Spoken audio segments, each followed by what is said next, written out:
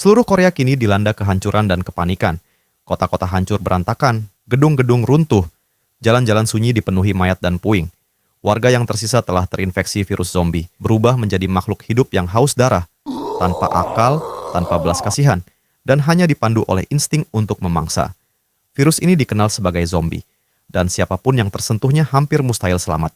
Mereka yang masih hidup berjuang dengan gigih, menggunakan senjata seadanya. Insting bertahan hidup keberanian menjadi satu-satunya harapan. Namun, semakin hari, situasi semakin tidak terkendali, dan setiap upaya terasa sia-sia. Meski begitu, beberapa manusia dengan semangat hidup yang tidak tergoyahkan tetap berusaha melawan. Bukan hanya untuk diri mereka sendiri, tetapi demi melindungi sisa-sisa kemanusiaan yang masih ada.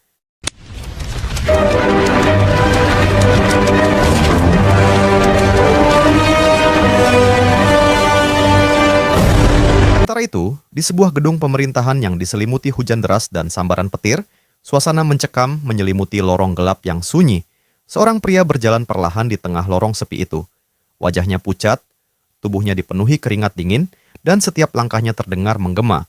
Sesampainya di depan kamera pengawas, ia dengan suara gugup melapor bahwa dirinya telah tiba. Dalam hati kecilnya, ia tidak pernah menyangka akan dipanggil secara mendadak untuk melapor kepada pemerintah mengenai proyek yang sedang ia kerjakan. Sebelum diizinkan masuk, dua pengawal bersenjata menghentikannya dan melakukan penggeledahan menyeluruh dari tubuh, pakaian, hingga barang bawaan. Setelah pemeriksaan ketat itu selesai, barulah ia diperbolehkan masuk. Begitu pintu ruangan terbuka, rasa gugupnya memuncak. Jantungnya berdegup kencang saat langkah membawanya masuk ke dalam ruang gelap yang penuh tekanan. Begitu pria itu masuk ke dalam ruangan, matanya langsung terpaku pada tiga sosok penting yang duduk di hadapannya. Ia mengenali mereka semua. Yang pertama adalah Profesor Han Suk-tae. Otak di balik strategi pemerintahan sekaligus penasihat utama presiden, tatapannya tajam dan tenang, seolah mampu membaca isi hati siapapun yang berdiri di depannya. Di sampingnya duduk Kapten Hae Yang-yun, tangan kanan presiden yang dikenal sebagai sosok tegas dan tak kenal kompromi. Aura militernya yang kuat membuat siapapun enggan menentang perintahnya. Dan di tengah mereka, pria bernama Yo Jong-yeol atau orang yang dijuluki sebagai sang pembuat keputusan. Dialah sosok yang mengatur roda pemerintahan secara langsung, dan setiap kata yang keluar dari mulutnya bisa mengguncang arah negara.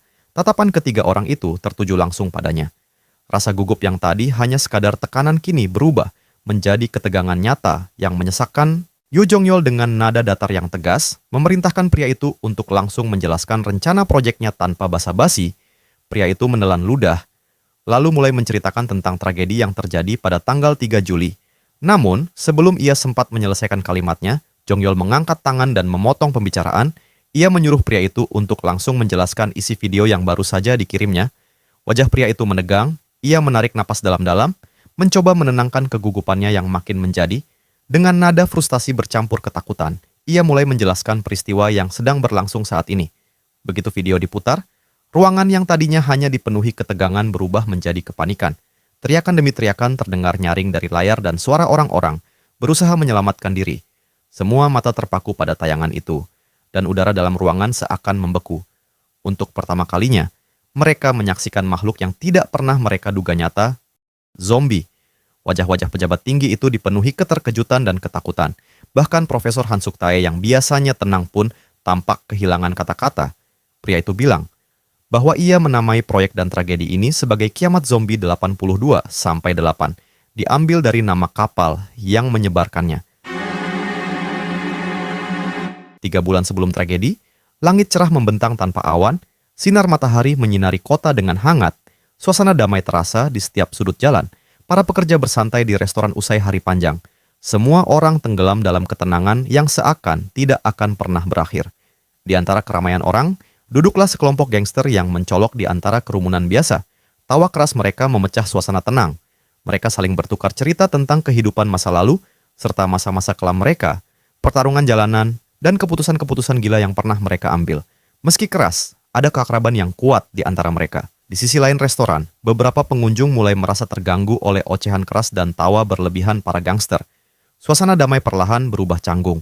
Seorang pria yang duduk tidak jauh dari mereka terlihat semakin kesal, keningnya berkerut dan tangannya mengepal di atas meja. Ia merasa muak dan bersiap berdiri untuk mengusir para gangster itu dari tempat tersebut. Namun, sebelum ia sempat melangkah, teman-temannya segera menahan dan memperingatkan. Jika ia melakukan sesuatu yang berlebihan, maka akan memberatkan Jinwo yang sedang masuk militer. Ketika mendengar nama Jinwo, pria itu terdiam karena ia tidak mau Jinwo mendapatkan masalah karena perbuatannya. Dengan berat hati, ia menahan semua emosi dan amarahnya. Di saat suasana mulai tenang, suara musik yang sangat indah memecah obrolan mereka. Kelompok pria itu sangat menyukai alunan suara musik TV. Bahkan mereka saling bercanda ria mengenai musik tersebut. Tiba-tiba, suasana tenang yang sempat tercipta mendadak pecah oleh suara dentingan piring dan gelas yang jatuh. Seorang pelayan muda terlihat panik. Mangkuk sup panas yang ia bawa terjatuh dan tumpah tepat ke arah salah satu gangster. Cairan panas itu mengenai baju mahal sang gangster, membuatnya sontak berdiri dengan ekspresi marah membara. Meski pelayan itu sudah meminta maaf atas kesalahannya, salah satu gangster tidak menerima permintaan maaf itu begitu saja. Ia mengancam dan menarik tangan pelayan itu untuk membalas perbuatannya. Namun di saat orang lain hanya diam dan menutup mata, seorang pria bernama Bo Anwan menolong dan meminta gangster itu untuk berhenti. Gangster yang merasa kesal tangannya dipegang. Merasa dipermalukan, gangster itu langsung melayangkan tinju ke arah wajah Anwan dengan penuh amarah. Dalam sekejap, Anwan membalas pukulan itu dengan satu hantaman telak ke arah perut gangster itu hingga membuatnya pingsan. Dalam sekejap, suasana restoran kembali pecah seperti bara yang tersulut api. Para gangster bangkit dari kursi mereka satu persatu. Wajah mereka dipenuhi amarah membara melihat rekan mereka tergeletak tidak sadarkan diri. Suara langkah sepatu yang berat menggema, menandakan bahwa perkelahian besar akan segera dimulai. Teman-teman Anwan yang duduk tidak jauh darinya tampak khawatir. Namun tidak satu pun dari mereka menunjukkan kepanikan. Mereka tahu persis kalau Anwan seorang orang yang ahli dalam bela diri. Salah satu gangster menyuruh mereka semua berhenti untuk mengepung anak kecil. Para gangster lain menoleh tajam ke arah suara tersebut, namun fokusnya segera kembali ke Anwan. Ia perlahan melepas jasnya yang lusuh, melemparkannya ke lantai seakan menandakan bahwa perkelahian serius baru saja dimulai. Kedua pria itu kini berhadapan langsung, saling menatap tajam, seolah mencoba menakar nyali satu sama lain. Dengan nada dingin dan menakutkan, gangster itu berkata, "Apa kau punya kata-kata terakhir?" Anwan tidak gentar. Tatapannya tajam, tenang, dan dipenuhi keberanian. Ia menarik napas perlahan, kemudian menjawab dengan suara tegas, "Ya, aku punya kata-kata terakhir." Begitu kalimat itu terucap, Anwan langsung melesat cepat seperti kilat, melayangkan tendangan keras tepat ke arah gangster tersebut. Angin dari tendangannya bahkan membuat gelas di meja bergoyang. Namun, gangster itu ternyata lebih lincah dari yang dikira. Dengan mudah, ia memiringkan tubuhnya dan menghindar. Dalam sepersekian detik, sebelum Anwan sempat mendarat dengan sempurna, gangster itu menyambar kerah bajunya dengan kekuatan besar. Lalu dengan gerakan brutal membanting tubuh Anwan ke lantai, gangster itu menekan leher Anwan dengan brutal. Jari-jarinya mencengkeram seperti penjepit baja. Dengan tangan satunya, gangster itu mengangkat tinjunya tinggi-tinggi, bersiap melayangkan pukulan telak ke wajah Anwan. Namun, tepat sebelum pukulan itu mendarat, Anwan bergerak cepat. Ia memutar tubuhnya, mencengkeram lengan gangster itu, lalu melepaskan diri dari cengkeraman leher dalam satu gerakan dengan melayangkan pukulan balasan keras ke arah dada gangster, membuat si lawan terdorong mundur beberapa langkah. Anwan bangkit kembali, menatap lawannya dengan penuh fokus. Napasnya berat, namun matanya tajam seperti elang, meski sempat terkejut dengan reaksi cepat. Anwan, gangster, mencoba mengendalikan emosinya. Ia menyeringai sinis, lalu melirik ke arah meja di sampingnya untuk mengambil sebotol minuman keras, dan tanpa ragu melemparkannya ke arah Anwan. Anwan langsung membaca gerakan itu, dan melesat maju menghampiri. Dalam momen itu, keduanya bersiap melancarkan serangan terakhir. Dua sosok ini seperti hewan buas yang siap saling menerkam. Namun tepat saat pukulan mereka hampir beradu, suara sirene polisi meraung dari luar restoran, menembus ketegangan udara malam. Lampu merah biru berkedip dari luar jendela. Kedua pihak spontan menghentikan pergerakan, para gangster saling pandang, lalu dengan cepat memilih kabur sebelum petugas datang. Anwan berdiri di tengah kekacauan itu, masih dalam posisi siap bertarung, napasnya terengah-engah. Tatapannya tajam mengikuti para gangster yang lari keluar restoran dan mengancam para gangster akan membunuhnya nanti bila mereka berdua saling bertemu. Setelah pertarungan sengit melawan para gangster, meski hidungnya berdarah akibat baku hantam tadi, Anwan menyapa teman-temannya dengan senyum lelah. Sementara itu, di dalam sebuah mobil hitam yang terparkir tidak jauh, seorang asisten sopir dengan nada hati-hati bertanya, "Hyung, apakah saya perlu mencari tahu siapa anak muda tadi?" Gangster yang tadi menjadi lawan Anwan hanya menatap keluar jendela dengan ekspresi kesal. Setelah beberapa detik hening, ia menjawab datar, "Tidak usah. Kalau ditakdirkan, maka kami akan bertemu kembali. Di saat yang sama juga setelahnya, Anwan dan teman-temannya saling berpamitan. Mereka saling merangkul, tertawa bersama, sambil menepuk pundak satu sama lain. Mereka berjanji akan bertemu lagi saat liburan dan pergi berlibur ke laut bersama. Namun, kenyataan berkata lain bahwa janji mereka itu tidak pernah terwujud. 3 bulan kemudian, di perbatasan Laut Seokcho, langit gelap kelabu dan ombak menggulung deras. Sebuah kapal asing terdampar di perairan Korea, tampak lusuh dan sunyi seperti kapal hantu. Kapal penjaga perbatasan Korea segera mengepung kapal tersebut. Pengeras suara menggelegar memberi peringatan. Namun, tidak ada jawaban sama sekali dari sana. Hanya suara angin laut dan dentuman ombak yang menjawab. Di sisi kapal perbatasan, 2 orang penjaga berjaga dengan penuh kewaspadaan. Mata mereka tidak lepas dari kapal asing yang terombang-ambing di tengah ombak. Mereka menduga bahwa kapal itu merupakan kapal penangkap ikan yang telah ditinggalkan. Namun, kepala penjaga itu tidak puas begitu saja. Ia memerintahkan semua penjaga untuk datang mendekat ke arah kapal asing itu untuk memeriksa dan mencari dokumen yang tertinggal di sana. Tidak lama kemudian, sekoci kecil diturunkan ke laut. Beberapa penjaga bersenjata lengkap menaikinya dan perlahan mendayung mendekati kapal asing yang sunyi itu. Begitu sampai di sisi kapal, mereka melemparkan pengait dan dengan cekatan memanjat ke dek kapal. Begitu menginjakkan kaki di atas kapal, suasana mencekam langsung menyelimuti angin laut berhembus dingin. Dengan senjata siap siaga, mereka mulai menelusuri setiap sudut kapal. Langkah kaki mereka bergema di antara lorong kayu yang lembab. Mereka saling melaporkan melalui radio, namun tidak ada penemuan berarti, seolah kapal itu benar-benar ditinggalkan tanpa jejak. Salah satu penjaga kemudian melepas helmnya. Keringat dingin menetes di pelipisnya. Ia berjalan menuju underdeck ruang bawah kapal yang gelap gulita. Ia menyalakan senter dan perlahan menuruni tangga besi yang berkarat. Cahaya senter menyapu dinding lembab dan tumpukan peti kayu yang berserakan. Hingga tiba-tiba, sorot cahaya senter terhenti pada sosok seorang manusia dengan tubuh yang berlumuran darah. Suara teriakan seseorang tiba-tiba memecah kesunyian malam di atas kapal. Suara itu begitu keras hingga membuat semua penjaga terkejut dan segera berlari menuju sumber suara. Langkah-langkah tergesa menggema di sepanjang dek, diiringi deru ombak yang menghantam lambung kapal. Begitu mereka sampai di underdeck, pemandangan mengerikan langsung menyambut mata mereka. Pak Kim tergeletak di lantai, tubuhnya berlumuran darah. Matanya terbuka lebar menatap kosong ke langit-langit kapal. Para penjaga berteriak panik sambil berlutut, berusaha menarik tubuh Pak Kim ke atas. Namun saat mereka mengangkatnya, sesuatu ikut terangkat bersama tubuh Pak Kim. Seseorang atau sesuatu yang menyerupai manusia menempel di punggungnya. Gigi-giginya mencengkeram kuat kuping Pak Kim dan terus mengunyahnya dengan suara basah yang menjijikkan. Para penjaga terdiam sejenak, terpaku oleh rasa ngeri. Lalu, tanpa berpikir panjang, sebuah hantaman keras dari tongkat baja mendarat di kepala makhluk itu, membuat makhluk itu tersungkur menjauh dan melepas gigitannya. Pak Kim mengerang pelan. Darah terus mengucur dari sisi kepalanya. Tangannya bergetar, mencoba meraih sesuatu di udara, namun tubuhnya sudah kehilangan tenaga. Rasa sakit yang luar biasa menjalar dari leher hingga ke seluruh tubuhnya, membuat napasnya tersengal-sengal. Tatapan Pak Kim mulai kosong. Kelopak matanya perlahan menutup, dan dalam hitungan detik ia tidak sadarkan diri, para penjaga dilanda kepanikan hebat. Mereka segera melaporkan kejadian itu ke pos komando dan bersiap siaga. Senjata mereka terangkat, ujung laras menatap makhluk asing yang berdiri di depan mereka. Namun, tanpa diduga, makhluk itu sama sekali tidak menunjukkan rasa takut. Dengan raungan mengerikan, ia langsung menerjang para penjaga.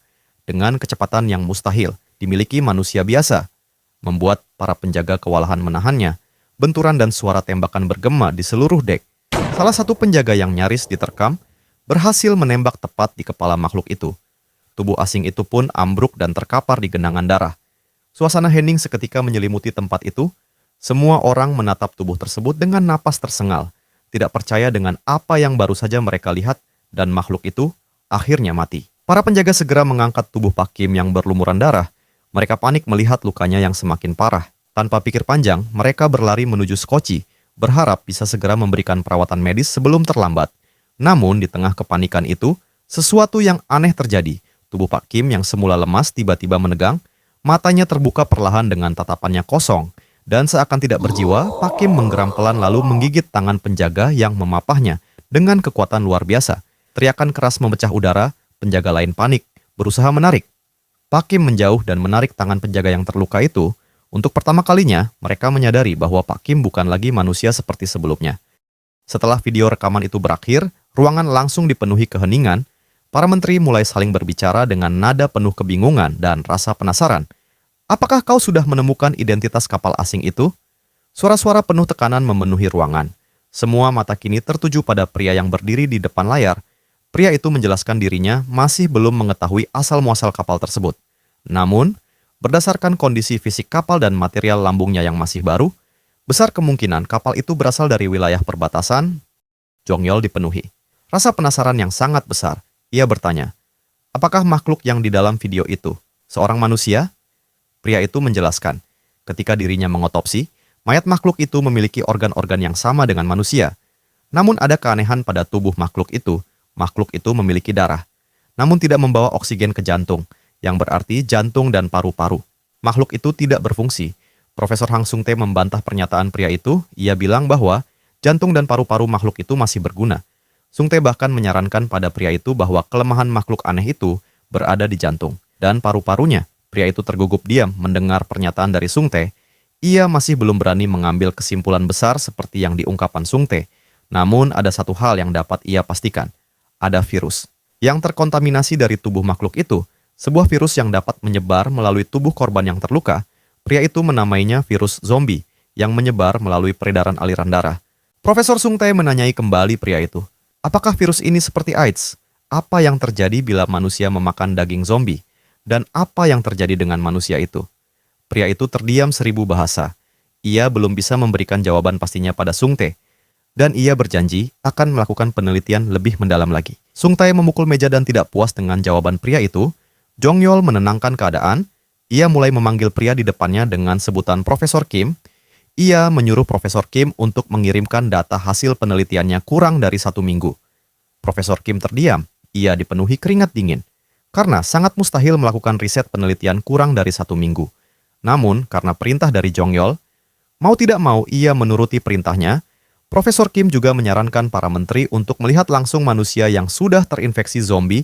Di samping itu, Profesor Kim menyuruh para menteri untuk berbalik ke arah tembok dan melihatnya langsung di sana. Profesor Kim menekan tombol di tangannya, dan perlahan, bagian tembok besar di sisi ruangan mulai terbuka. Seketika hawa dingin menusuk keluar dari balik pintu logam itu, membuat napas siapapun yang berdiri di sana terasa membeku. Para menteri saling berpandangan bingung, hingga akhirnya mereka menoleh ke arah dalam ruangan tersembunyi itu. Dan saat itulah wajah mereka berubah pucat seketika. Di balik kaca tebal berlapis baja, berdiri beberapa sosok manusia yang setidaknya dulu pernah menjadi manusia. Tubuh mereka pucat, urat-urat hitam menjalar di seluruh kulit, dan mata mereka kosong tanpa cahaya kehidupan. Mereka adalah penjaga perbatasan yang berhasil kami selamatkan dari kapal 82 sampai 8 atau lebih tepatnya mereka yang terinfeksi, ucap Profesor Kim dengan datar. Beberapa makhluk itu menatap ke arah kaca, lalu menghantamnya keras hingga seluruh ruangan bergema. Suara raungannya memekakkan telinga, suara lapar, buas, dan tanpa jiwa. Para menteri mundur ketakutan. Mereka diam 1000 bahasa karena mereka menyaksikan sesuatu di luar akal sehat logika mereka. Profesor Kim bilang bahwa ia telah menurunkan kadar oksigen hingga 10% di dalam kurungan ini, namun tanpa diduga para zombie mampu bisa bergerak dengan bebas tanpa memerlukan oksigen. Profesor Kim juga menjelaskan bahwa para zombie tidak merasakan sakit sama sekali. Kapten Yang Yun memikirkan hal lain. Ia merasa bahwa para zombie merupakan orang yang tidak berakal. Yang Yun merasa bahwa zombie merupakan ancaman yang serius bagi umat manusia. Dengan wajah yang serius, ia bertanya pada Profesor Kim, apa kau sudah melakukan simulasi lain? Profesor Kim bilang bahwa dirinya telah melakukan simulasi pada sebuah kota yang belum terinfeksi sama sekali, dan ia mengobservasinya. Selama 24 jam, Profesor Kim mengambil kesimpulan bahwa penyebaran virus zombie ini sangat cepat dan bahkan dapat menghancurkan sebuah negara. Setelah mendengar penjelasan dari Profesor Kim, para menteri berdiskusi hal lain. Mereka tidak mencari solusi untuk penanganan virus zombie ini. Bahkan Jongyol sendiri berharap bisa menjadikan zombie sebagai senjata pertahanannya. Bahkan ia meminta Profesor Kim untuk memberitahu kelemahan para zombie. Profesor Kim menjelaskannya dengan ragu. Ia bilang bahwa para zombie tidak bereaksi dengan rangsangan dan rasa sakit. Tapi, jika kepala atau mereka terkena serangan, para zombie akan berhenti bergerak. Selain itu, para zombie dapat membeku dan tidak dapat bergerak jika suhu di bawah 5 derajat Celcius, Tiba-tiba Jongyol memotong perkataan Profesor Kim karena ia memikirkan suatu rencana. Ia memerintahkan Profesor Kim agar menyelesaikan vaksin dalam 2 tahun untuk menekan penyebaran zombie. Jongyol juga bilang bahwa ia akan membantu apapun dalam keberhasilan proyek vaksin ini. Setelah mendengarnya, Profesor Kim memasang wajah kaget. Ia depresi karena tidak bisa menolak perintah dari Jongyol. Karena membuat vaksin dalam 2 tahun adalah sesuatu yang sulit. Beberapa waktu setelah pertemuan itu, hujan deras mengguyur jalanan kota tanpa henti. Langit malam tampak kelam. Hanya sesekali disinari cahaya kilat yang membelah awan. Air mengalir deras di sepanjang trotoar, memantulkan cahaya lampu jalan yang berpendar muram. Di dalam mobil yang berguncang pelan karena derasnya hujan, Profesor Kim duduk diam tanpa suara, dirinya dipenuhi banyak pikiran dan rasa depresi. Profesor Kim masih kepikiran tentang perkataan Jongyol tadi, karena Jongyol berencana menggunakan vaksin itu bukan sebagai obat, melainkan sebagai alat kendali. Ia berniat melepaskan virus zombie ke dunia, lalu muncul sebagai penyelamat dengan menjual vaksin buatannya pada publik demi keuntungan dan kekuasaan dirinya. Di samping itu, hujan turun tanpa ampun, mencambuk keras atap mobil dan memburamkan pandangan jalan. Rombongan mobil Profesor Kim melaju dalam keheningan, dikawal ketat oleh beberapa mobil penjaga di depan dan beberapa di belakang. Namun, di balik tirai hujan itu, sesuatu tampak aneh di permukaan jalan. Serangkaian paku berduri tertanam rapi, seolah dipasang dengan sengaja untuk menghentikan laju jalan. Tapi terlambat. Ban mobil utama dan mobil yang ditumpangi. Profesor Kim melindas paku berduri itu. Suara letusan ban terdengar keras, diikuti oleh gesekan logam dan jeritan rem mendadak. Mobil berguncang hebat dan nyaris terguling. Dari belakang, mobil pengawal juga kehilangan kendali dan berhenti mendadak di tengah hujan yang semakin deras. Tiba-tiba, dari arah berlawanan, beberapa mobil melaju cepat menerobos hujan. Memblokir seluruh jalur di depan rombongan Profesor Kim, lampu-lampu kendaraan menyala terang, menembus hujan deras. Perlahan, pintu salah satu mobil hitam itu terbuka, dan seorang pria turun dengan langkah tenang namun penuh wibawa. Ia mengenakan mantel kulit hitam panjang, rokok menyala di jarinya, dan di belakangnya berdiri belasan orang bertubuh besar yang masing-masing memegang tongkat besi berkarat. Suara dentingan logam dari tongkat mereka bergema di tengah hujan. Menciptakan suasana yang mencekam, pria itu bernama Kang Minggu yang merupakan pemimpin nomor 3 dari grup Manbai. Ia berjalan maju sambil menatap mobil targetnya dengan senyum sinis. Minggu memerintahkan para bawahannya untuk segera membunuh semua orang yang hidup. Di samping itu, Profesor Kim belum menyadari bahwa mobilnya telah dihadang oleh seseorang. Bahkan supir pribadinya pun tidak menyadari, ia bahkan hendak keluar untuk mengecek keadaan sekitar. Namun saat ia menyadari ada ranjau di sekitar mobil, ia sudah terbunuh dan tidak sempat melaporkannya. Dengan sekali perintah dari Minggu, para gangster mulai bergerak cepat dan membunuh semua pengawal Profesor Kim. Bahkan mereka semua dengan cepat mampu menghabisi sebagian pengawal Profesor Kim. Namun ketika para pengawal Profesor Kim menyadarinya, semuanya sudah terlambat. Jeritan dan suara tembakan bercampur dengan derasnya hujan yang menghantam tanah. Sebagian besar pengawal telah tumbang, tubuh mereka berserakan di jalan basah. Darah bercampur dengan air hujan membentuk genangan merah gelap. Mereka yang masih hidup berusaha membalas peluru ditembakkan membabi buta ke arah bayangan-bayangan yang berlari di antara mobil. Namun, semua itu sia-sia, karena Minggu dan anak buahnya sudah menyiapkan segalanya dengan matang. Di sisi lain, seorang pria yang duduk di dalam mobil hitam memperhatikan semua kejadian itu dengan tenang. Alih-alih panik, senyum puas perlahan muncul di wajahnya. Matanya berkilat tajam, seolah menikmati setiap detik pertarungan yang terjadi di luar sana. Pria itu tampak terpukau oleh aksi Kang Minggu, yang tanpa rasa takut menerobos hujan peluru dan menumbangkan pengawal satu persatu dengan gerakan cepat dan brutal. Supir pribadi pria itu bertanya penasaran. "Hyung, apa kau datang ke sini hanya seorang diri?" Pria itu bilang bahwa dirinya kemari atas perintah Bos Huang dari grup Sun. Ia diperintahkan untuk menangkap truk itu. Bagaimanapun caranya, supir itu dipenuhi rasa gugup setelah mendengar nama Bos Huang dan grup Sun.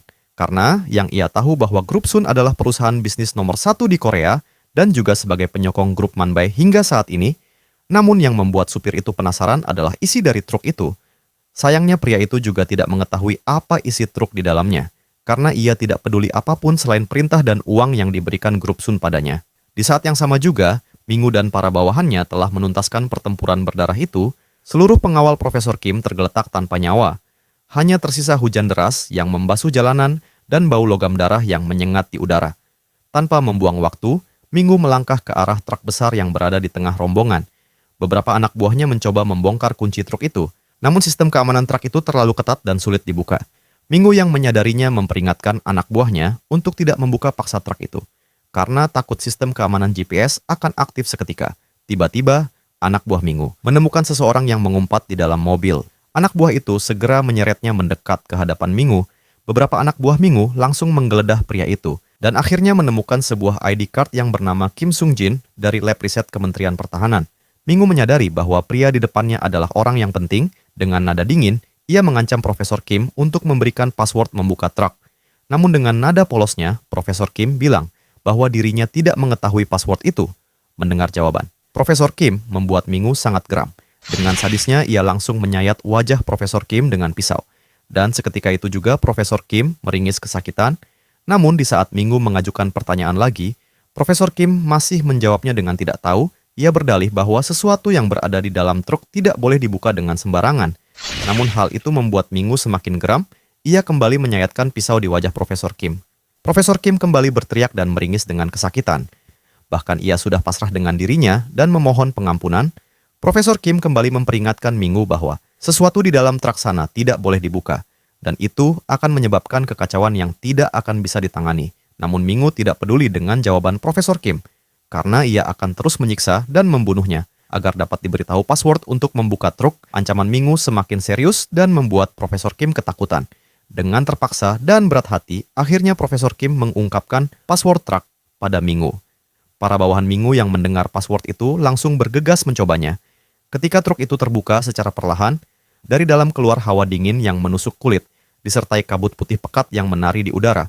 Namun, sebelum pintu terbuka sepenuhnya, terdengar suara langkah kaki berat dari belakang. Seorang pria muncul dari balik mobil hitam yang berhenti tidak jauh dari sana. Tubuhnya tinggi mengenakan jas rapi. Ia menyuruh para bawahan Mingu untuk berhenti membukanya. Karena ia yang akan melihatnya terlebih dulu, para anak buah Mingu menoleh, kaget. Pria itu berjalan mendekat perlahan, menatap mereka satu persatu dengan sorot mata tajam. Para bawahan Mingu saling berpandangan, tampak tidak terima karena pekerjaan mereka diambil alih begitu saja. Beberapa dari mereka menggerutu pelan. Sementara Mingu hanya diam menatap pria itu dengan ekspresi datar. Pria itu menyuruh Mingu untuk bergegas dan berjaga di sekitar sebelum polisi datang. Dengan rasa penasaran yang sangat tinggi, pria itu langsung membuka pintu truk dengan lebar. Hawa dingin yang luar biasa menyembur keluar, disertai kabut putih pekat yang menutupi pandangan. Pria itu kembali teringat perkataan Hyung dan penasaran. Kenapa Bos Hwang menginginkan truk ini? Keningnya berkerut. Ia masih belum mengerti kenapa Bos Hwang begitu terobsesi dengan truk ini, tapi rasa penasaran kini mengalahkan rasa takutnya. Dengan langkah hati-hati, ia menaiki undakan truk dan melangkah masuk ke dalam. Setiap langkah yang diambil membuat udara semakin dingin. Napasnya berubah menjadi kabut tipis yang keluar dari mulutnya. Di saat itu juga, dirinya kembali terkejut. Ketika melihat sebuah kulkas di dalam pendingin, ia penasaran dan membuka kulkas itu. Namun betapa kagetnya ia ketika melihat sebuah mayat terbaring di sana. Tubuhnya pucat kebiruan, urat-urat hitam menjalar dari leher hingga ke wajah yang dipenuhi darah. Ekspresi pria itu menjadi tegang, namun ia masih penasaran. Apakah semua kulkas yang berada di dalam truk ini berisi mayat? Ia mencoba membuka kulkas lain dan memeriksanya. Namun pria itu juga tidak menyadari bahwa sesuatu telah mendekat ke arahnya. Pria itu masih berdiri di depan kulkas pertama. Matanya masih terpaku pada tubuh membeku yang terbaring di dalamnya. Ia menarik napas panjang, mencoba menenangkan diri, lalu perlahan berjalan ke kulkas berikutnya. Ia membuka pintu yang kedua. Hembusan udara dingin menerpa wajahnya, dan pemandangan yang sama terulang. Seorang mayat dengan tubuh dan wajah rusak, urat hitam menjalar, kulit membiru, dan ekspresi ketakutan yang membeku selamanya. Pria itu menatap kedua mayat itu bergantian, dahi berkerut. Pikirannya mulai dipenuhi pertanyaan yang membuat kepalanya terasa berat. Ia penasaran. Kenapa grup Sun menginginkan mayat ini? Apakah mayat ini bukan mayat biasa? Pertanyaan itu terus menggema di dalam pikirannya. Di saat yang sama juga, anak buahnya menyuruh pria itu untuk segera keluar karena polisi akan segera datang kemari. Dengan gerakan tergesa, ia kembali menutup pintu kulkas satu persatu hingga rapat. Namun, ketika ia hendak berbalik menuju pintu, keluar sebuah suara aneh terdengar di belakang dirinya. Suara itu seperti suara gumaman lirih seseorang yang sedang menahan amarah. Alis pria itu berkerut. Ia berhenti melangkah, menoleh setengah dengan raut jengkel mengira bahwa itu adalah anak buahnya. Dan seketika itu juga seluruh tubuhnya membeku. Tubuh pria itu menegang, matanya membesar tak percaya. Sosok mayat hidup itu kini berdiri tegak di hadapannya. Keduanya saling bertatapan untuk beberapa detik yang terasa seperti selamanya. Namun belum sempat ia bergerak, Mayat hidup itu berteriak keras, suara parau bercampur erangan seperti logam yang beradu, lalu dengan kecepatan tidak wajar, makhluk itu melesat ke arahnya. Pria itu refleks menunduk ke samping. Tubuhnya nyaris tersambar cakar tajam dari makhluk itu. Giginya yang penuh darah menggigit udara kosong tepat di tempat pria itu tadi berada. Benturan keras terdengar ketika makhluk itu menabrak dinding logam truk. Dengan napas tersengal dan mata membelalak, pria itu didorong oleh insting panik dan langsung mengayunkan genggaman ponselnya ke arah kepala mayat hidup itu. Pukulan bertubi-tubi menghantam wajah busuk makhluk itu. Darah hitam memercik, tulangnya berderak patah. Namun pria itu tidak berhenti. Ia terus memukul, lagi dan lagi, sampai tubuh mayat hidup itu tergeletak diam dan tidak bergerak sedikit pun. Napasnya memburu, tangan kanannya bergetar hebat, ponsel yang digunakannya berlumuran darah. "Aku Choi Sung Ho, orang nomor 2 dari grup Manbae," gumamnya dengan nada gemetar, seolah ingin meyakinkan dirinya sendiri bahwa ia masih hidup. Namun sebelum ia sempat menenangkan diri, rasa perih luar biasa menjalar di kakinya. Ia menunduk dan melihat sebuah mulut busuk telah menggigit betisnya dengan kuat. Dengan panik, Sung Ho menendang dan menarik kakinya, tapi mayat itu menempel erat seperti lintah. Suara daging robek terdengar, darah mengucur deras. Ia berusaha mencabut mayat itu sambil menendang keras-keras. Namun saat ia tengah mencoba melepaskan gigitan itu, bayangan gelap muncul di belakangnya. Tubuh mayat hidup yang tadi ia pukul yang seharusnya sudah mati, perlahan bangkit kembali.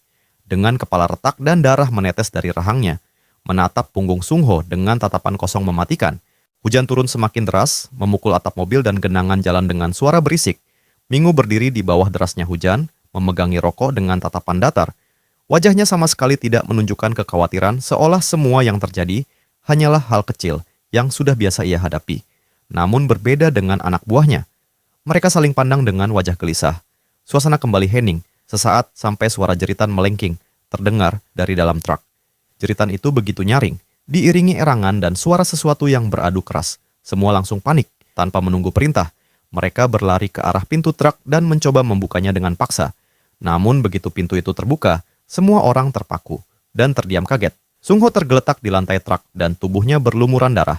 Matanya setengah terbuka, tangannya bergetar lemah. Beberapa makhluk sedang menggigit dan merobek dagingnya tanpa ampun.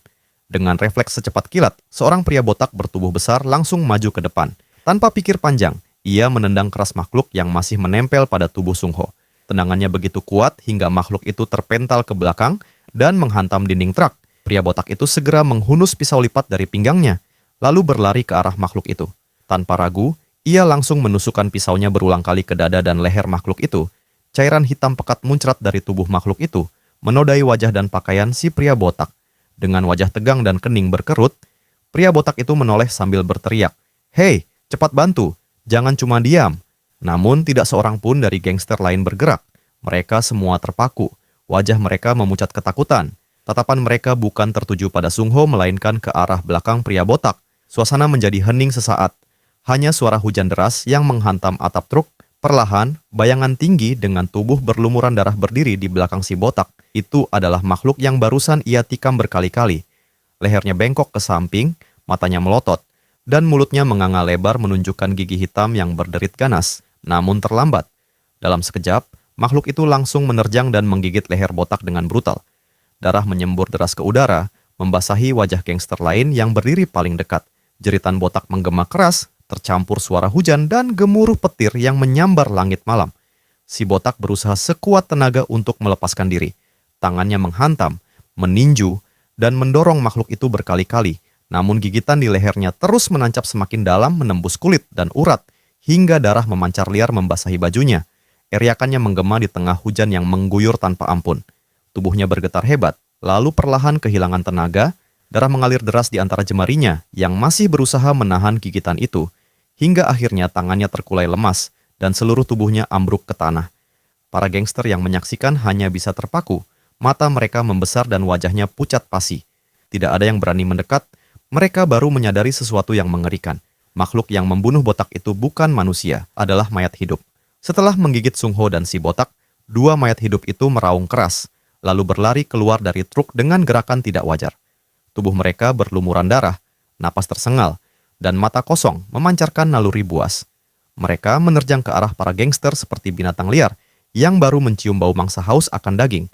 Dari kejauhan, Mingu berdiri dengan wajah serius. Ia menyipitkan mata mencoba memahami apa sebenarnya makhluk itu. Ia heran, bagaimana mungkin Choi Sung Ho yang dikenal brutal dan tidak terkalahkan bisa dikalahkan oleh dua makhluk seperti ini.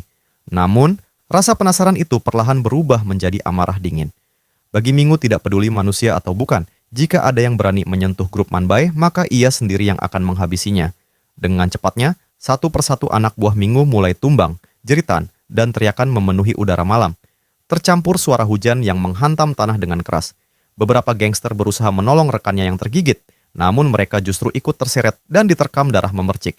Mingu menyuruh anak buahnya untuk menyingkir, karena ia yang akan menanganinya. Mingu menatap ngeri ke arah tubuh botak yang tergeletak tidak bernyawa di tanah. Namun, detik berikutnya tubuh itu bergetar.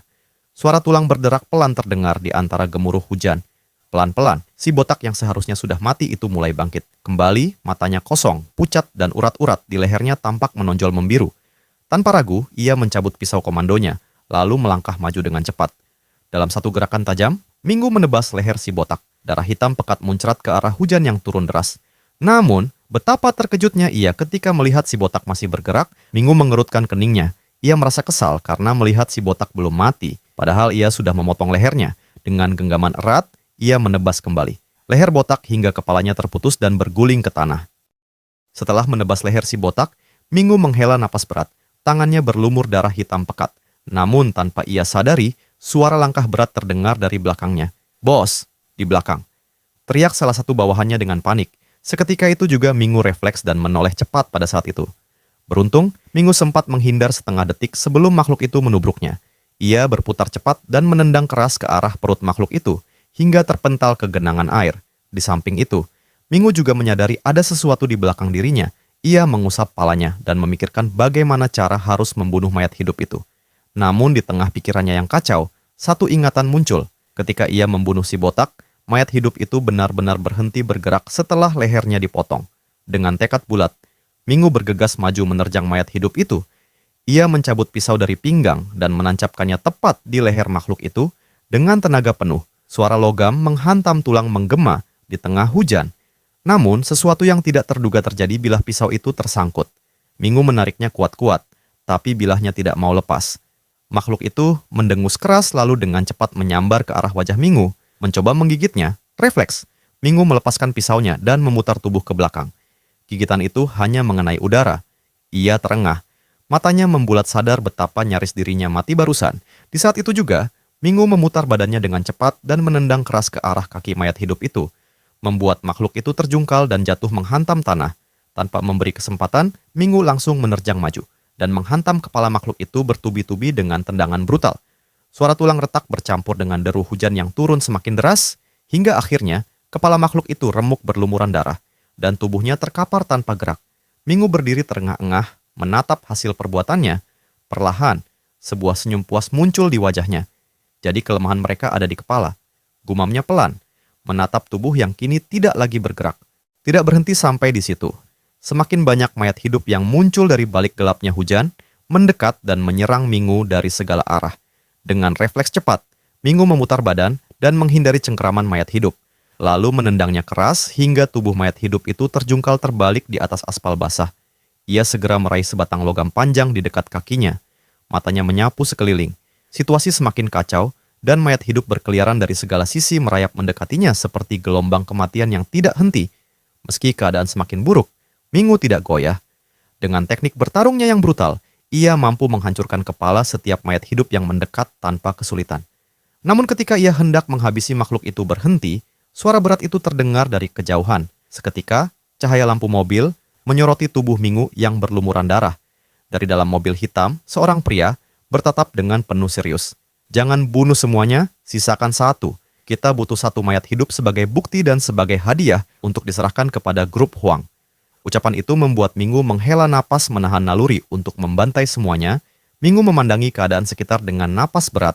Ia masih belum percaya dengan apa yang baru saja terjadi. Makhluk yang tidak seharusnya ada muncul dan membantai anak buahnya seperti hewan tanpa perlawanan. Tubuh-tubuh anggota Manbai tergeletak di tanah basah. Sebagian hancur, sebagian menggeliat dalam penderitaan sebelum mati. Pemandangan itu membuat amarah Mingu membara hebat. Tangannya mengerang memegangi tongkat, muak, dan benci, bercampur menjadi satu. Mingu tidak langsung merespon. Ia sempat berpikir dan terdiam sebentar.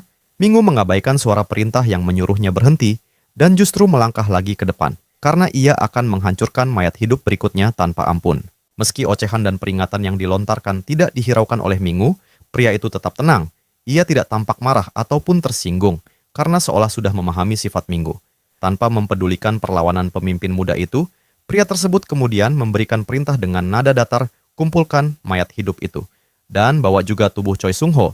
Anak buahnya segera bergerak. Ia melangkah cepat ke arah truk dan mengambil mayat hidup yang tergeletak tidak berdaya. Makhluk itu masih meronta-meronta, berlumuran darah. Dengan hati-hati dan cekatan, ia mengangkat mayat hidup tersebut dan memasukkannya ke dalam sebuah peti berlapis baja, lalu menguncinya rapat. Setelah itu, ia mengangkat tubuh Choi Sung Ho yang tergeletak penuh darah. Ke dalam mobil, napasnya hampir tidak terdengar, wajahnya pucat dan kaku, namun masih menunjukkan sedikit tanda kehidupan. Pria itu sama sekali tidak terlihat khawatir melihat keadaan Choi Sung Ho. Baginya, luka yang dialami Sung Ho hanya tampak sebagai luka ringan, sekedar darah mengalir dan memar akibat perkelahian. Menurutnya, selama Sung Ho mendapat perawatan medis yang tepat, ia akan pulih sepenuhnya. Di sisi lain, salah satu anak buahnya datang melapor dengan wajah serius. "Bos, semua persiapan sudah selesai." Pria itu mengangguk pelan. Tanpa menoleh ke arah medan penuh mayat dan darah itu, ia berkata dengan nada dingin, "Baik, segera berangkat. Bersihkan semua jejak kejadian ini dan jangan sampai ada yang tersebar." Tanpa melirik keadaan sekitar, ia tidak peduli pada Minggu maupun sisa anak buahnya yang masih tertinggal di tengah hujan dan kekacauan. Baginya, prioritas yang penting adalah melenyapkan bukti dan membawa barang yang sudah diamankan untuk hadiah. Beberapa kendaraan langsung menyalakan mesin ban berputar melewati genangan air dan bercak darah. Di sisi lain, anak buah Minggu tampak sangat kesal melihat dengan jelas bagaimana bos besar itu pergi, begitu saja meninggalkan Minggu dan semua anggotanya yang telah bertarung mati-matian melawan mayat hidup. Minggu memotong perkataan anak buahnya. Ia menyuruhnya untuk diam mengucapkan hal yang tidak berguna. Minggu menyuruh anak buahnya untuk memuat semua anggota yang mati ke dalam mobil dan membakarnya.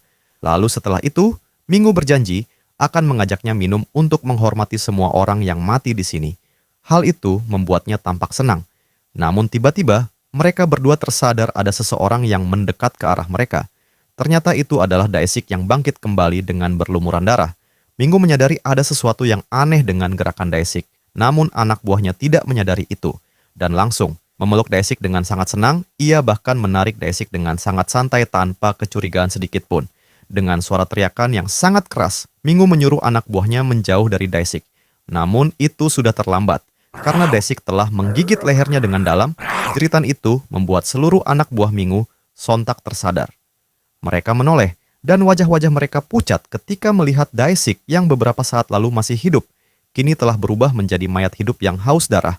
Tanpa ragu, Minggu bergerak secepat kilat menerjang ke depan dan menendang Daesik dengan kekuatan penuh menghempaskannya jauh. Minggu baru menyadari sesuatu, bahwa orang-orang yang tergigit akan terinfeksi menjadi mayat hidup. Tiba-tiba, satu persatu orang yang tergigit mulai bangkit kembali. Tubuh mereka yang semula lunglai mendadak menegang, mata mereka terbuka perlahan, kosong, pucat, dan tidak lagi memiliki jiwa.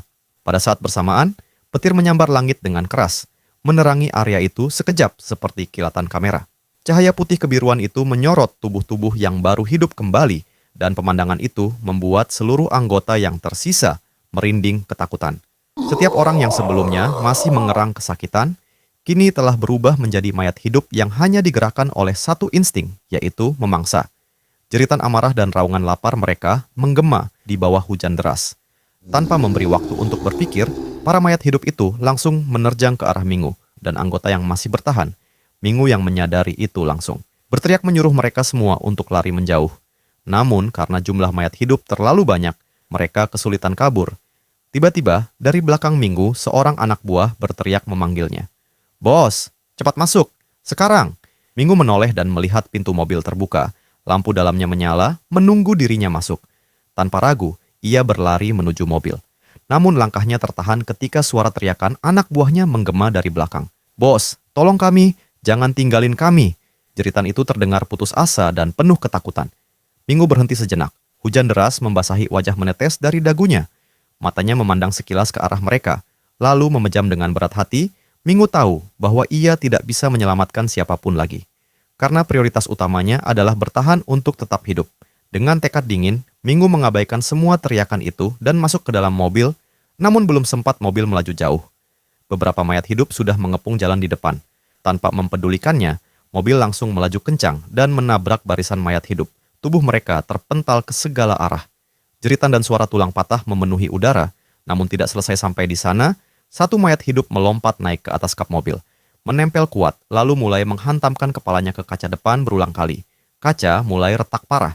Penglihatan supir terhalang sepenuhnya oleh darah dan retakan yang menyebar seperti jaring laba-laba.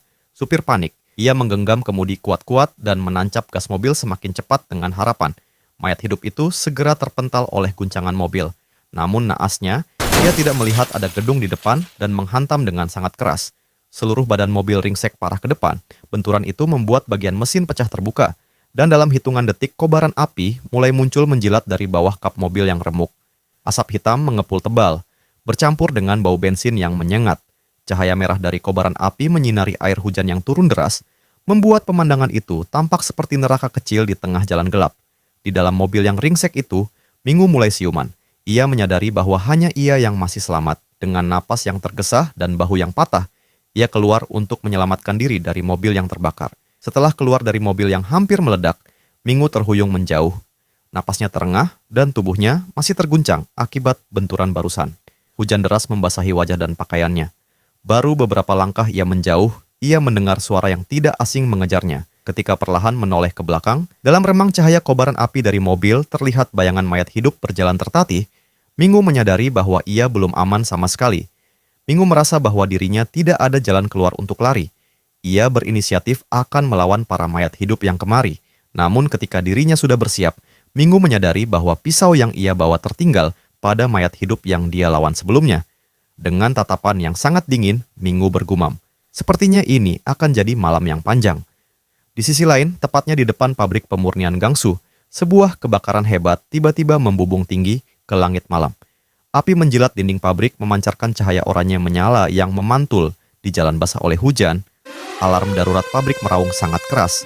Suara sirenenya menggema hingga ke seluruh kompleks. Di dalam kawasan perumahan pekerja yang berada tidak jauh dari pabrik, seorang wanita muda terbangun dengan kaget. Napasnya memburu, matanya langsung melebar saat mendengar suara alarm yang memekakkan telinga. Wanita itu adalah Lim Sojung, peneliti muda yang bekerja di pabrik pemurnian Gangsu. Dengan langkah terburu-buru, Sojung menuruni tangga asrama pekerja cepat, namun begitu melewati pintu keluar gedung, Sojung terhenti mendadak. Matanya membesar saat melihat sesuatu yang tidak biasa. Para penjaga pabrik berjaga di luar gedung. Bukan hanya satu atau dua, tapi hampir seluruh petugas keamanan telah berkumpul di halaman depan. Mereka memberitahu Sojung bahwa tembok penjaga telah terbakar karena ada mobil yang menabrak tembok. Petugas itu juga memberitahu bahwa mereka sedang memeriksanya. Sojung berdiri terpaku di depan gedung asrama, pandangannya tertuju pada tembok pabrik yang dilalap api. Ia mengerjap, mencoba memastikan apa yang sebenarnya terjadi. Namun di tengah kerlap-kerlip api yang membakar sisi tembok, Sojung melihat seorang manusia yang sedang memanjat tembok ke dalam. Para penjaga mencoba menahan orang tersebut agar tidak masuk ke area pabrik, namun orang itu sama sekali tidak mendengarkan. Tubuhnya bergerak liar seolah sedang ketakutan atau dikejar sesuatu dari luar. Orang itu tiba-tiba melompat dari puncak tembok, kehilangan keseimbangan, dan jatuh keras ke dalam area pabrik. Di sisi lain, Sojung yang menyaksikan kejadian itu dari jauh, perlahan, menghela napas. Rasa panik yang sempat menghantuinya kini sedikit tenang, melihat sistem alarm pemurnian masih bekerja dengan baik. Kini ia hendak pamit dan pergi kembali ke kamarnya, namun tiba-tiba, sebuah suara pukulan keras terdengar.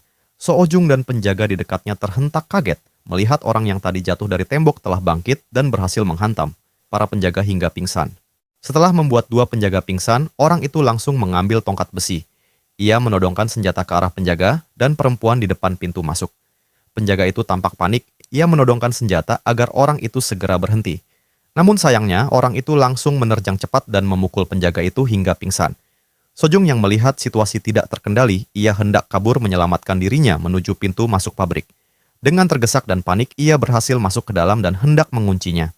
Namun sayangnya orang itu berhasil menyusul Sojung dan menahan pintu dengan bahunya. Orang yang menahan pintu dengan bahunya adalah Minggu. Dengan tubuh yang kesakitan, Minggu memohon pada Sojung untuk dibukakan pintu. Ia juga berdalih, jika pintu tidak dibukakan, maka mereka berdua akan mati di sini. Minggu juga berjanji akan melindunginya dari kumpulan mayat hidup. Di satu sisi, Sojung tampak gelisah dengan ocehan Mingu. Karena ia tidak tahu maksud dari perkataannya mengenai mayat hidup, suara aneh mulai terdengar di sekitar pabrik. Para mayat hidup mulai memanjat ke dalam. Wajah Sojung dan Mingu tampak kaget. Mereka tidak percaya melihat sekumpulan mayat hidup yang berhasil memanjat ke dalam pabrik. Setelah berdebat cukup lama, Sojung memperbolehkan Mingu masuk. Tidak butuh waktu lama pintu utama berhasil dikunci dengan rapat. Namun, mereka berdua tidak tahu sampai kapan pintu itu akan bertahan. Di dalam dapur, Mingu sedang mencari pisau untuk merobek kain. Sojung menghampiri dan menanyai Mingu tentang makhluk aneh itu, namun Mingu sendiri juga tidak mengetahuinya, karena ia sendiri baru pertama kali melihat makhluk seperti itu. Mingu juga meminta Sojung untuk membantunya mengikat kain pada tangannya yang terluka. Setelah itu, Mingu melihat sekitar dapur untuk mencari senjata. Ia mengambil pisau dan memilihnya dengan penuh pertimbangan. Namun di samping itu, Sojung semakin gelisah dan tidak karuan. Dirinya takut dengan Mingu dan makhluk aneh yang berada di luar. Ia hendak mencari handphone untuk menelepon polisi. Namun, Mingu menariknya dan menyuruhnya berhenti. Mingu memberitahu Sojung, jika manusia digigit oleh makhluk itu, mereka akan berubah menjadi mayat hidup dan menjadi salah satunya. Kalau polisi datang kemari dan salah satu dari mereka digigit, maka jumlah mayat hidup di luar sana akan terus bertambah. Sojung membantah perkataan Mingu. Kalau begitu, kita tinggal jelaskan saja kepada mereka. Mingu tertawa mendengar ocehan Sojung. Apa kau pikir polisi akan percaya mendengar ocehan kita mengenai makhluk itu? Di saat mereka saling berdebat, pintu masuk yang Sojung dan Mingu kunci tadi berhasil dihancurkan oleh para mayat hidup. Suara kaca pintu yang pecah mulai terdengar di depan. Hal itu membuat Sojung menjadi sangat takut di saat Sojung masih bergumam dengan pikirannya tentang mayat hidup yang datang. Mingu mengambil tongkat besi dan menyerahkan pada Sojung. Ia juga mengajari dasar penggunaan tongkat pada Sojung agar dapat melawan monster yang mendekat. Sojung merasa marah karena ia tidak memiliki kekuatan yang kuat untuk mengayunkan tongkat itu nantinya. Mingu tidak peduli pada jawabannya dan menyerahkan tongkat besi itu pada Sojung. Ia juga menyuruh Sojung untuk menunggunya di sini. Karena merasa takut, Sojung meminta Mingu untuk ikut di belakang dirinya. Di saat mereka berdua membuka pintu dapur, suara alarm sirene kembali bunyi. Hal itu membuat mereka berdua sangat kaget. Mingu merasakan adanya keanehan, ia menyuruh Sojung untuk jangan bersuara. Di saat bersamaan juga, secara perlahan, mereka mulai menelusuri ruangan dan menaiki tangga darurat. Menelusuri sumber suara sirene itu, di saat mereka menaiki tangga semakin tinggi, sesuatu tidak terduga mulai terjadi. Suara logam pecah terdengar dari atas kepala. Dalam hitungan detik, mayat hidup jatuh dari ventilasi gedung. Salah satu makhluk mendarat tepat di depan Mingu. Mayat hidup itu bertatapan dengan mulut menganga lebar seperti binatang buas siap menerkam. Mingu refleks menunduk dan tubuhnya menyamping cepat. Gigi makhluk itu hanya beberapa inci dari kulit lehernya dan menghantam tembok di belakangnya. Mingu langsung memanfaatkan momen itu dengan menghunuskan pisau pada kepala mayat hidup itu hingga mati tidak berdaya. Di saat itu juga, Mingu menyuruh Sojung untuk kembali ke dapur. Karena ia mendengar para mayat hidup mulai berdatangan kemari, namun tidak disangka, para mayat hidup telah muncul kembali dan menerjang ke arahnya. Karena keterbatasan fisik akibat luka, Mingu hanya bisa bergerak terbatas. Ia berhasil menyayat mayat hidup itu. Namun sayangnya sayatan itu masih dangkal, dan mayat hidup itu masih bergerak bebas ke arahnya. Belum berhasil menghabisinya, para mayat hidup itu mulai muncul kembali. Dengan cekatan, Mingu langsung mengakali situasi mematikan itu. Saat mayat hidup tersebut menerjangnya di tangga sempit, ia menukik ke samping dan menyayat kaki makhluk itu, membuat pergerakannya terhuyung dan terbatas. Namun Mingu tidak memberi sedikit pun jeda. Ia bergerak lincah seperti penari yang terlatih, memutar tubuhnya dan mencekik leher mayat hidup itu dengan kuat menahannya dari menggigit. Di saat bersamaan, satu mayat hidup lain melompat ke arahnya dari sisi tangga. Tanpa menoleh, Mingu mengangkat kakinya dan menendang makhluk kedua itu dengan brutal, membuat tubuhnya terpental menabrak pagar besi. Mingu tetap fokus pada makhluk yang dicekik di tangannya. Dengan satu gerakan cepat dan penuh tenaga, ia menahan tubuh mayat hidup itu agar tidak bergerak, lalu menyayat leher dan kepala makhluk itu dengan sudut presisi luar biasa. Darah hitam muncrat, dan kepala makhluk itu terputus jatuh menghantam anak tangga dengan suara keras. Namun, masalah baru mulai terjadi. Mayat hidup yang tadi ditendang oleh Mingu terlempar, jatuh di dekat Sojung, sehingga makhluk itu langsung menerjang ke arah Sojung. Mingu yang jaraknya cukup jauh, tidak sempat menolong dan hanya memberi instruksi pada Sojung untuk mengincar kakinya. Di saat rasa panik mulai menghantuinya, Sojung mengingat perkataan Mingu tentang memukul. Di saat itu juga, ia bergerak secara naluri mengincar kaki mayat hidup itu hingga terjatuh. Namun sayangnya, mayat hidup itu terjatuh tepat di depan dirinya dan menabraknya hingga dirinya pingsan, terhantam tembok. Di saat mayat hidup itu mau menggigit Sojung, Minggu datang tepat waktu dan langsung menancapkan pisau pada pala mayat hidup. Minggu melirik ke arah Sojung. Ia bergumam bahwa dirinya masih memiliki janji akan melindunginya. Merasa bahwa daerah di sini sama sekali tidak aman, Minggu segera mengangkat tubuh Sojung dan menggendongnya erat. Tanpa membuang waktu, ia berlari melewati lorong yang remang. Hanya diterangi lampu darurat yang berkedip-kedip di atas kepala. Dengan napas berat dan tekad kuat, Minggu terus melaju hingga akhirnya mereka kembali memasuki dapur. Namun, di saat dirinya baru bersantai sebentar, para mayat hidup telah berkumpul di depan pintu dapur. Suara parau mulai mengepung suara pintu. Minggu mulai memikirkan sebuah ide gila. Ia berencana mengubah seluruh dapur menjadi freezer. Minggu bergerak cepat begitu menyadari situasi di dapur darurat itu semakin berbahaya. Ia segera menaikkan temperatur sistem ruangan, lalu memotong kabel tertentu agar tegangan listrik kembali stabil dan menghindari kemungkinan korsleting yang bisa memicu ledakan. Dalam hitungan detik, suhu dingin mulai memenuhi ruangan. Embun putih menyelimuti udara, membuat napas terlihat seperti asap. Minggu menggotong Sojung dan membawanya ke arah lemari pendingin besar. Ia membuka pintunya dan menaruh Sojung di sana. Minggu mengambil jaketnya dan menyelimuti tubuh Sojung dan memastikan ia tetap hangat meski ruangan semakin dingin. Minggu berharap bahwa para penjaga nantinya dapat menemukan Sojung di sini. Di saat dirinya sudah menutup pintu pendingin itu, suara ledakan yang sangat kencang terjadi di belakang dirinya. Ledakan keras itu mengguncang seluruh dapur, pintu logam hancur berantakan, terlempar hingga menabrak dinding seberang. Dalam hitungan detik, para mayat hidup mulai berlarian masuk mengisi ruangan seperti gelombang hitam yang tidak bisa dihentikan.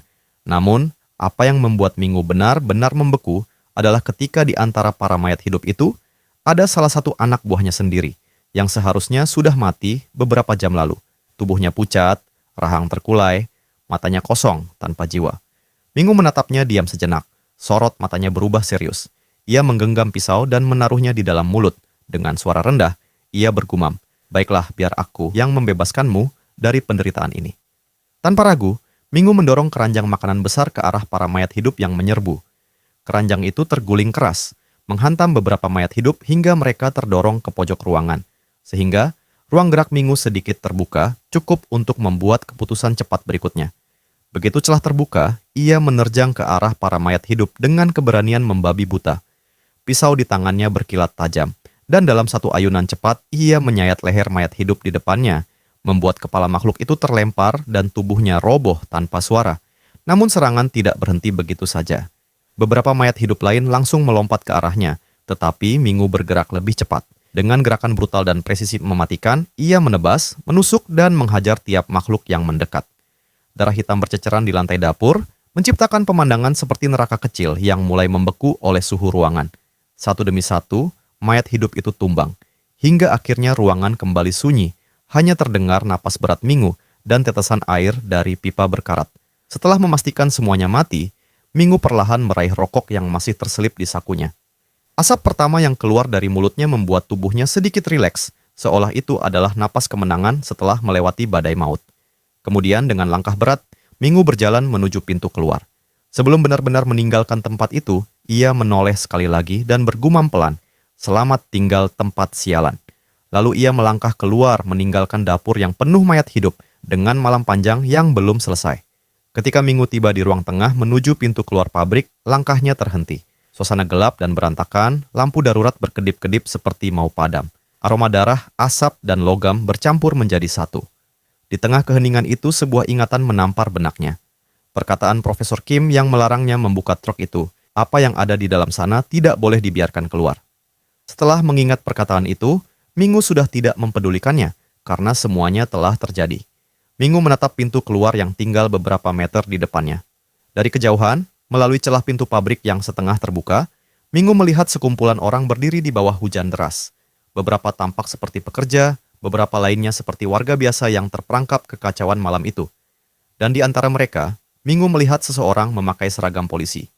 Cahaya lampu darurat memantul pada badge di dadanya, membuatnya tampak seperti pertolongan yang datang tepat waktu. Untuk pertama kalinya sejak bencana ini dimulai, Minggu merasakan secercah kelegaan.